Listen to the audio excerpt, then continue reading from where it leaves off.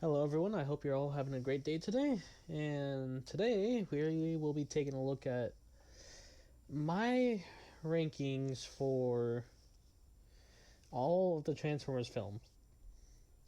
This,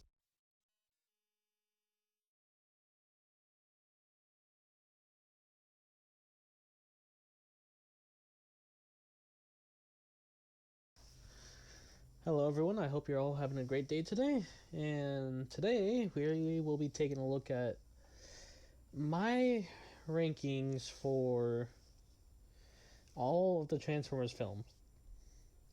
Especially this one, because I feel like people keep forgetting that this one exists.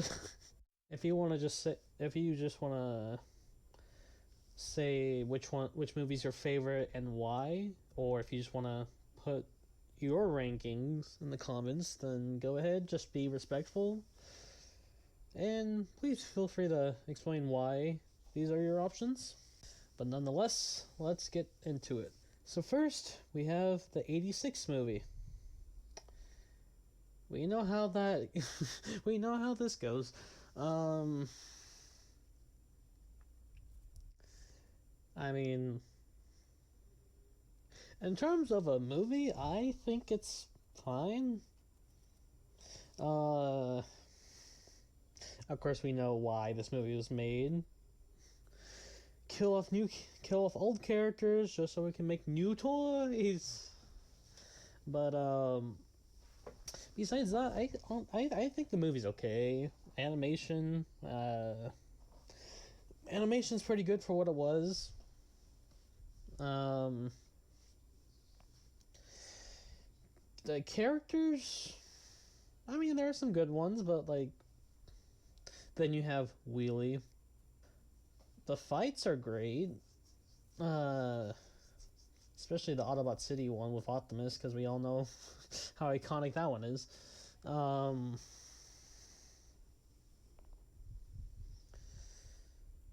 I mean, I kind of find it bullshit that Hot Rod, a character that we don't really know, is becomes the Prime. Like, I'm not saying it. I don't know. I felt like if Hot Rod became more of an actual substantial character or had more character development, then I would understand. But I feel like since Bumblebee is still alive, you could have just I don't know.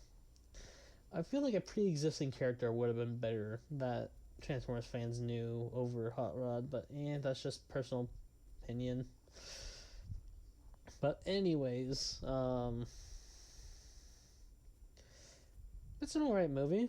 Unicron was a great villain. And then this is bad comedy.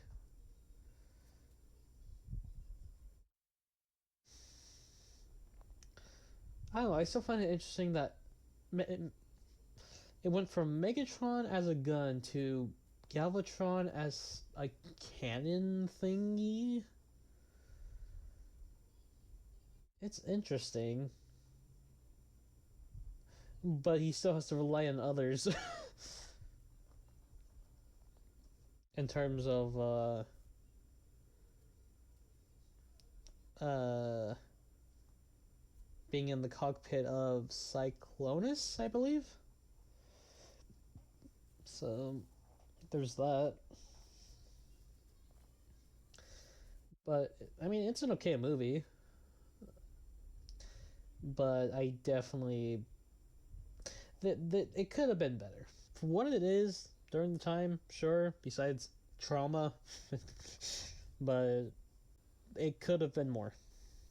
As I've said before, I have a soft spot for the first three Michael Bay movies.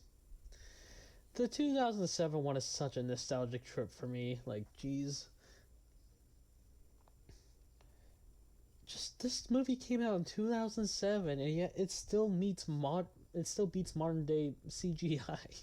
The designs were great, even though Megatron is probably the most controversial one of all of them. But still, I still really enjoy the designs for the characters. Of course, every single scene with the Transformers were great. The house I mean, with the Autobots at the house, I'm not entirely sure.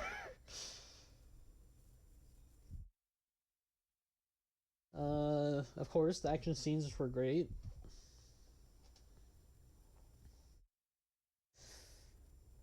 Um, of course, you have the iconic jokes like left cheek. Some of the comedic moments are good, but there are definitely some that can be a hit or miss for people. The humans themselves, I mean, I think Shia LaBeouf is great in these movies, but I feel like a lot of the other human characters are kinda just eh. Of course, John Turturro is pretty good as well, but still, I feel like most of the human characters are kinda eh. But like I said, this is more of a nostalgic trip for me. Again, I grew up with these movies, so of course this is nostalgic. But man, just the CGI and the Transformers and all that from Blackout, from the beginning of the movie of Blackout to Barricade and Bumblebee to the final fight, even though Jazz gets ripped in half. And man, the arrival to Earth scene, it's just cinema. But all in all, for me, this definitely deserves A tier. Revenge of the Fallen. Revenge of the Fallen. Probably it is the weaker movie out of the first three. It is the weakest movie of the first three, but still the action scenes with the Transformers pretty good. Megatron's new design and some of the new characters that they introduced pretty were pretty cool. It's just unfortunate that Jolt wasn't really there for most of it or had any significance whatsoever. RC, Alita 1, and Chromia in the movie, they didn't really give them character. There was no character depth at all with those three, so they're kind of just there just to be there, unfortunately. The battle at Shanghai, pretty cool. It was pretty cool with, of course, the final battle and the enemy scrotum. But in terms of story, it's a mixed bag. The whole bit with Sam's mom getting high was unnecessary. Um, yeah, I don't understand the whole Sam not feeling like he needs Bumblebee anymore. Even though Sam would be fucking dead if it wasn't for Bumblebee. Oh yeah, why didn't Bumblebee tell Sam about the lady being a fucking Cybertronian? You have a radio for a reason. Like after she left or something, you could have Bumblebee could have said, "Hey, uh, she's a spy" or some shit. I don't fucking know. There was also no need for that Cybertronian girl at all with the fucking tongue thing. Like what the fuck? The forest battle, peak. Skids and Mudflap. When I was younger, I guess I never realized how racist they were. So there's that. The Fallen wasn't okay. Like in terms of like power and shit, like yeah, that was definitely good. But in terms of like the story, like I don't understand the Fallen's. Like the Fallen wants to use the Harvester to make Energon by destroying the sun, pretty much, or draining the sun. Why? What was going on with the humans? Like I don't understand. Like it. I don't recall them ever explaining why the Fallen hates humans. Unless if it's a similar thing like Sentinel, where he just thought that Cybertronians were above all. Or unless if the humans attack the Fallen first, and that's a different story. I don't know. Still, definitely the weakest of them all, but for me, the first three Bayverse movies are more nostalgic to me, so.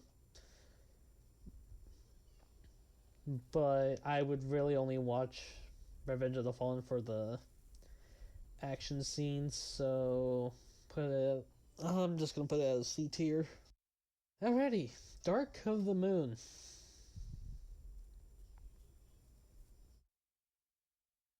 It's Dark of the Moon in terms of story, characters, and all that, and the action. Definitely the best of the three.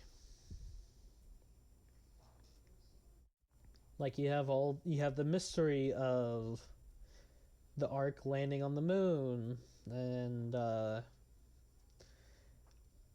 everything about the pillars with Sentinel, and Sam actually having more of a character than the previous two.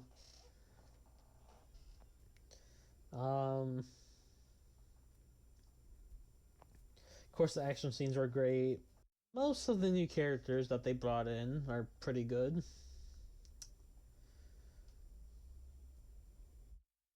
Why did they what? I don't understand the whole Wheeljack slash Q thing though. Like, did you just not have the licensing to call him a Wheeljack? And then in terms of the plot twists, yeah, no, Sentinel is definitely the best villain of the Bayverse movies.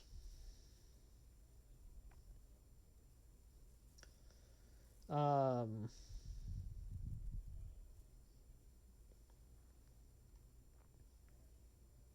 but then I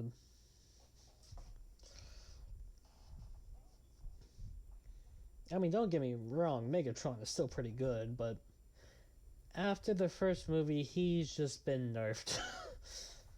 The Battle of Chicago, a lot of great action there, and also I guess the start.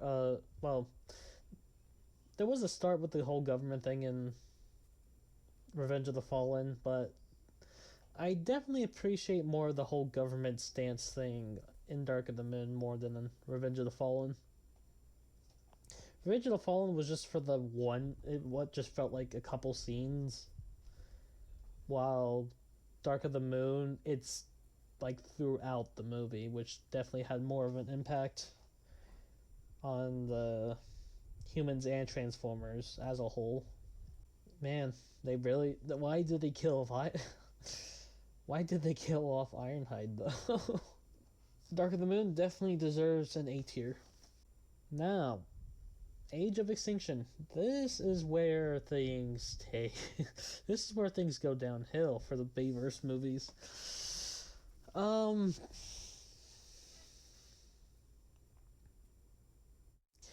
Human characters. Eh.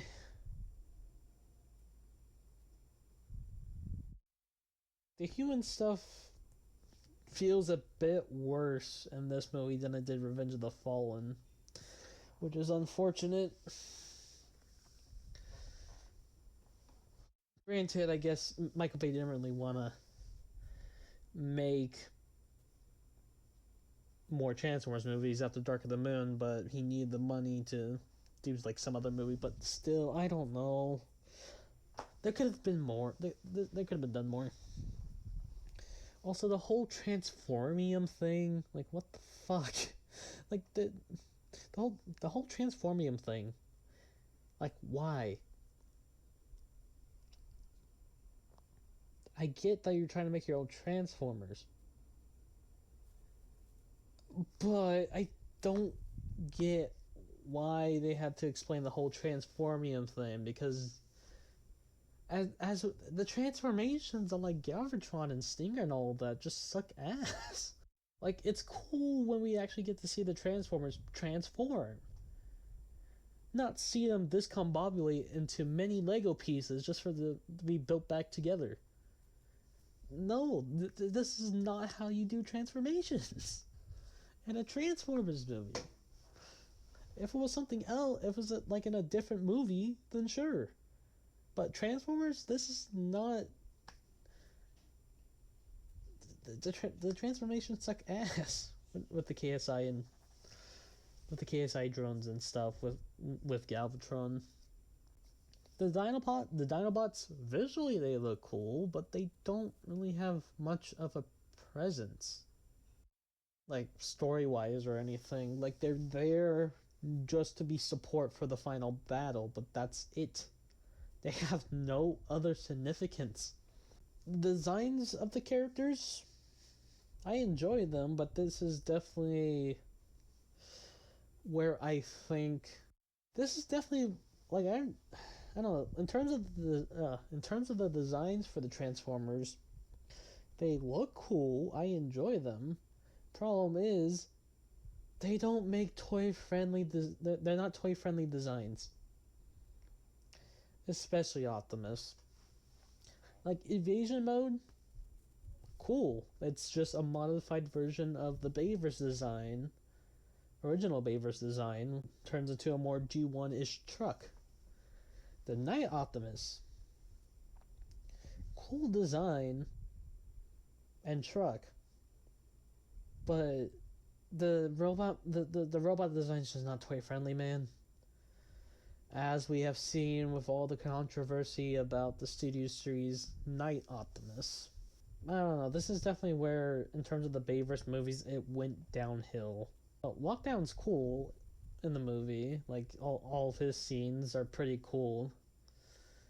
But I don't understand why the humans are targeting these Transformers if Lockdown's also a Transformer. When because Lockdown is also a threat. In well, should be a threat in the humans' eyes, but oh well. Like if it was just Lockdown on his own, then cool. But him working with the humans, even though the humans are hunting down Transformers, it doesn't make sense. Age of Extinction is definitely where the Bayverse went downhill. Age of Extinction is definitely not a great movie compared to the others. So I'm putting it lower than Revenge of the Fallen. Now the Last Night.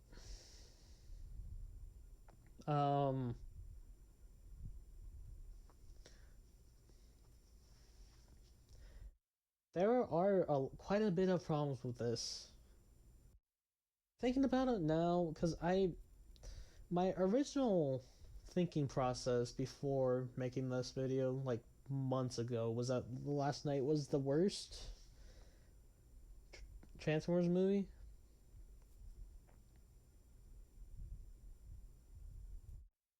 But it's slightly better than Age of Extinction. Of course, visually, still a great movie. The Decepticons were cool until they were killed off, until most of them were killed off pretty easily. The whole night thing was cool, and like the designs are still pretty cool. Again, they're still not toy friendly, but then in terms of story, oh, there's something. The story in terms of the whole the Nemesis Prime story sucks ass. The whole Quintessa thing sucks ass. Quintessa's also just the worst villain of the fucking Michael Bay movies and Transformers movies in general.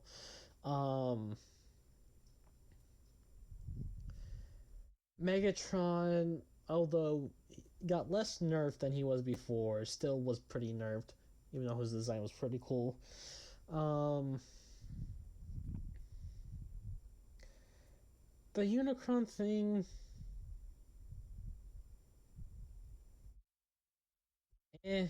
Transformers Prime did it better, but even then, Unicron being the Earth is still weird. The story with the humans,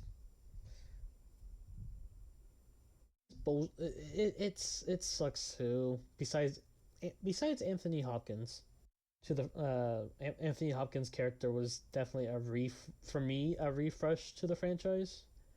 Well, for the live action shit, anyways. He was definitely enjoyable to watch in the last night, especially with his interactions with Cogman. Oh, another thing about the story.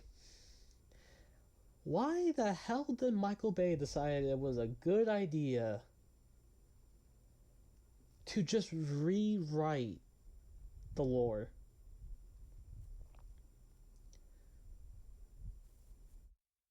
Because to the 2007 movie,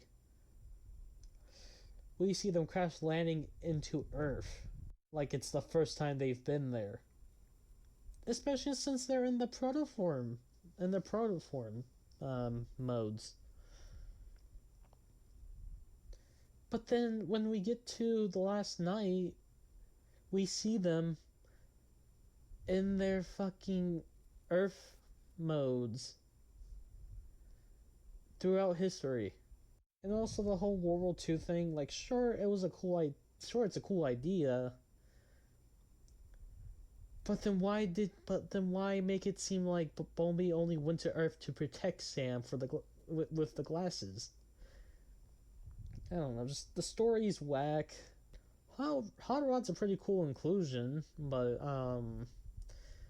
I just wish the whole French joke thing wasn't so prominent. Like I wouldn't mind the French accent. I just wish it wasn't the main joke for Hot Rod. I don't know, that's why I think, but still, I think Last Night is slightly better. Because at least it brought something more interesting to the table compared to Age of Extinction. With the whole knights and. Like, I don't mind the knights being back then. But I don't like the fact that they brought Optimus Prime, Ironhide, and all that also in history. Like everyone knew about them, but in reality, not everyone knew about them. Obviously, I don't know. It still brought something else, something more interesting to the table than Age of Extinction, in my opinion. Okay, to take a small break from the live action shit, we have the Transformers Prime Beast Hunters film, which I don't think people know about it as well because I don't see a lot of people talking about it. But to talk about this,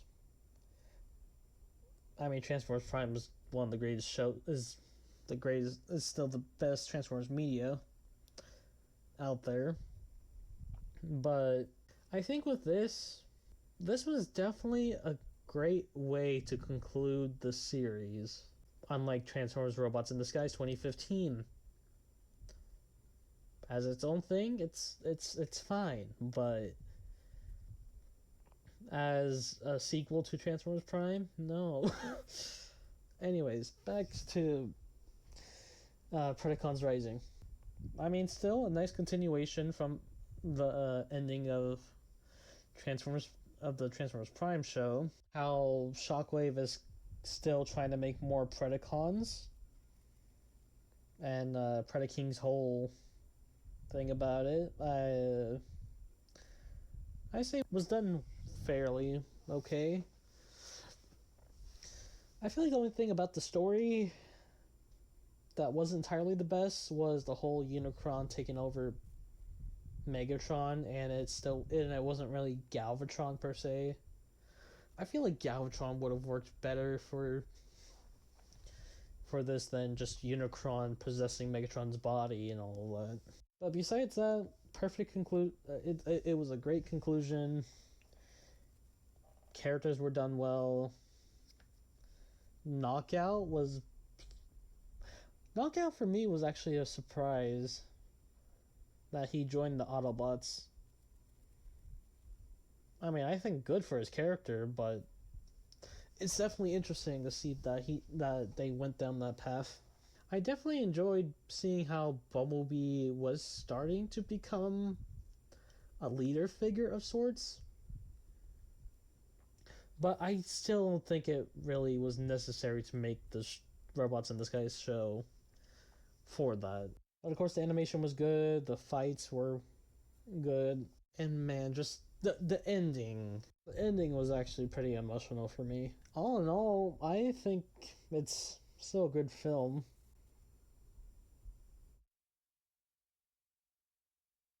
Okay, now let's continue off. The Bumblebee movie.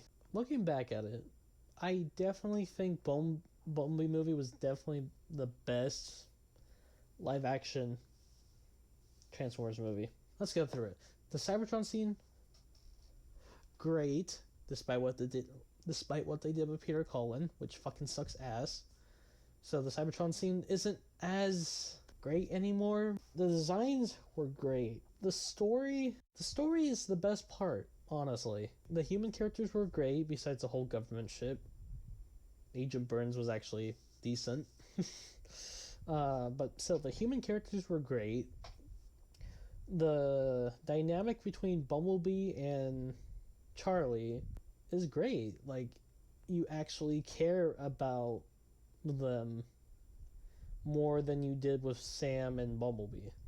And the action scenes and the villains were great too. Blitzwing, despite being confused with Starscream, but Blitzwing, Shatter, and Dropkick were pretty great villains. Like, each one was designed for Bumblebee to find his own way to overcome them. Seeing the development between Charlie and Bumblebee from when they start in the movie compared to where how they to who they become towards the end of the movie. The story is great. The action's great. Besides some minor gripes that don't really matter much, the Bumblebee movie is the best live action Transformers movie. For me, Rise of the Beast, so close. So close. Of course, action in these movies, when have they not been great? I really enjoyed Optimus Prime's character development, especially with his dynamic with Noah. A great difference to the character. The designs were great. Wheeljack. Sorry, Pablo is an interesting case. Optimus Primal and Airazor were great. I just wish Rhinox and Cheetor had more time or more voice time or something. Like, they just needed more, man. Rhinox and Cheetor needed more than what they got. Scourge. Sentinel Prime was the best Bayverse villain. Scourge, I believe, is the best. Wait, did I say Sentinel Prime was the best live action villain earlier? If I did, let me rephrase. Sentinel Prime was the best Bayverse villain. Scourge, in my opinion, is the best live action villain. Like, Scourge was intimidating from the start. Well, and then the end where he was getting his ass beat and he called for reinforcements, but like, Scourge was an intimidating villain. He killed Bumblebee when no one else could. I mean, of course, Transformers Prime is kinda, but like, in terms of the movies, no one has done that before, which was surprising. Another main gripe I have with this movie, and in terms of the story, the intro was great, and the final battle was great. Again, wish the Maximals had more time. And something that I am still a bit salty that they got rid of was the fight with Transit. Like, I feel like that still would have fit the movie well. Like, I'm sure it's dark, but I still think it would have fit the movie well. Like I feel like the fight with Transit is what would happen before the beacon from the transwarp key happened. Like that would have been such great placement.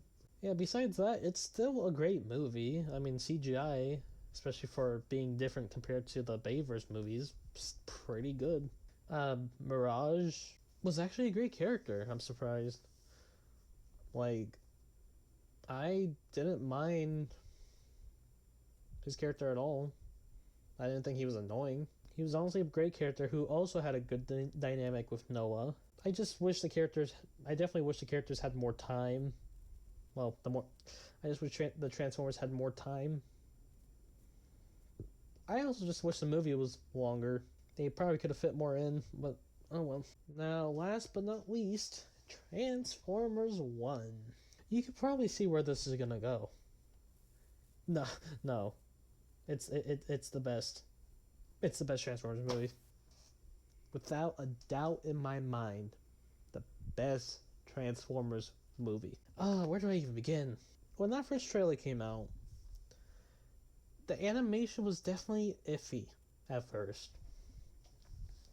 But as soon as we saw more trailers and when I saw the movie, the animation worked perfectly. The animation is smooth. All the transformations were great. The designs of the characters were amazing. You could tell. Well, okay, I guess you can't tell with everyone, but you can easily note. Like, if you're a long-time Transformers fan, you can easily notice which characters are who. I was in the theater pointing out, like, in my head, pointing out, oh, there's Einhide, there's RC, Prowl, Jazz, Wheeljack. Like you could recognize characters. You can recognize these characters just like how you could in the Bumblebee movie at the beginning. I was also another one who was worried about the voice acting, mainly from Chris Hemsworth, but Chris Hemsworth actually, I think, did pretty good. Like, a couple lines I had issues with his performance, but like he did pretty good. Don't get me started on Brian Tyree Henry. Oh my god. He uh, he was trying to get those bills paid or something. He went full on out with D16 and Megatron. I had chills with his talk about wanting to kill Sentinel in the cave, and with his transition starting to become Megatron and all of that. Like, that was such great voice acting. Scarlett Johansson, it was fine. I don't really have any qualms with it. B-127, or not just Bumblebee, I don't mind that he was supposed to be the comic relief and all that, but they used Badassatron too much, in my opinion. I feel like a couple times would have just been fine, but still, besides that, great. Steve Buscemi was also a great choice for Starscream. Like, I feel like he just embodied he just embodies the character of Starscream. Like, his voice acting for Starscream was pretty good. Just the transition with Orion to Optimus and D16, the Megatron, was great. Dialogue, people have issues with it. My only issue, of course, was just the Badassatron thing and just a couple performance qualms that I have with it. But still, great story, great animation, great voice acting. The visuals were great. Action, like I said, when has action in the Transformers film been not great? Also, the soundtrack. How could I forget about the soundtrack? Oh my god. How could I forget about the soundtrack, man? Brian Tyler cooked. He fucking cooked. I had no doubt he was gonna make a great soundtrack. I mean, he did the Transformers Prime soundtrack, but he cooked.